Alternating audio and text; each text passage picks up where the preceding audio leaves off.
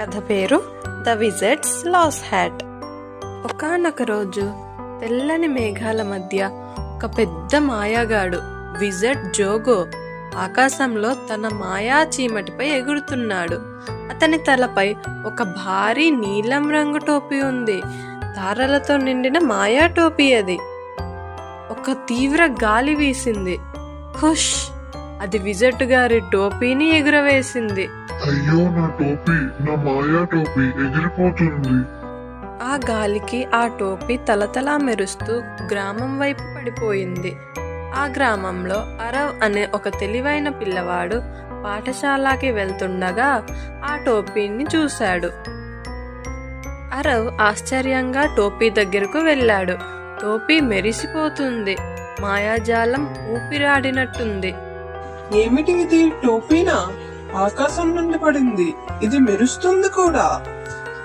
అరవ్ టోపీని తాకగానే బయట ఒక కోడి, అబ్బా, రంగురంగుల కోడిగా మారి డాన్స్ వేయడం మొదలుపెట్టింది. చెట్లు నవ్వుతున్నాయి, డస్ట్బిన్లు గాల్లో ఎగిరాయి. అరవ్కి అసలు ఏం అర్థం కాలేదు ఏం జరుగుతుందో అని. అప్పుడు ఒక తెలివైన గుడ్లగూబ అక్కడకు వచ్చి చెట్టు కొమ్మపై కూర్చుంది. ఆ గుడ్లగూబ ఇలా అంది: ఈ టోపీ విజర్డ్ జోగోది. సాయంత్రంలోగా ఆ టోపీని తిరిగి ఇవ్వకపోతే ఈ మాయా గందరగోళం ఆగదు. తీవ్ర విపత్తులకు దారి తీస్తుంది. అరవ్ గుడ్లగూబ సాయంతో ఆ మాయా టోపీని చేతిన పట్టుకొని గుట్టలు, మేడలు, వంకలు దాటి పరుగులు తీశాడు జోగో గారికి ఆ టోపీని ఇవ్వడానికి. ఆఖరికి ఒక సరస్సు పక్కన విజర్డ్ గారిని కనిపెట్టారు ఇద్దరు. ఆయన శాంతంగా కూర్చొని విశ్రాంతి తీసుకుంటూ ఉన్నారు. అరవ్ టోపీని చూడగానే విజర్డ్ గారు ఇలా అన్నారు: నా టోపీ, నా మాయా టోపీ. ఓహో, ఎట్టకేలకు దొరికేసింది. అవును, ఇది మీ టోపీనే. నాకు మా గ్రామంలో దొరికింది.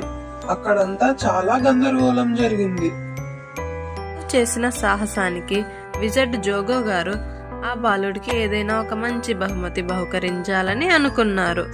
నీ ధైర్యానికి, నీ మంచి మనసుకి ఒక బహుమతి ఇస్తున్నా. తీసుకో, ఈ మెరిసేటి రాయి. ఒకే ఒక కోరిక, జాగ్రత్తగా వాడుకో. అప్పుడు అరవ్ కన్నులు ఆశ్చర్యంతో మెరుపులు మెరిశాయి. వావ్, ధన్యవాదాలు విజర్డ్ గారు. నేను దాన్ని జాగ్రత్తగా ఉంచుకుంటా. తన గ్రామానికి తిరిగి వచ్చాడు. మనసులో ఒక చిన్న మాయాజాలం తోడుగా ఉంది. ఆ రాయిని ఇంకా వాడలేదు, కానీ ప్రతిసారి ఆ రాయిని చూస్తే అతనికి ఒక చిరునవ్వు వచ్చేది. ఎందుకంటే ఆయనకు తెలుసు, సాహసం ఉన్న వాళ్ళకి మాయా అనుభవాలు తప్పకుండా వస్తాయి అని. ఈ కథ యొక్క నీతి ఏంటి? ఇతరులకు సాయం చేయడం వల్ల నిజమైన మాయాజాలం కలుగుతుంది. Like, share and subscribe to Kinder Zone.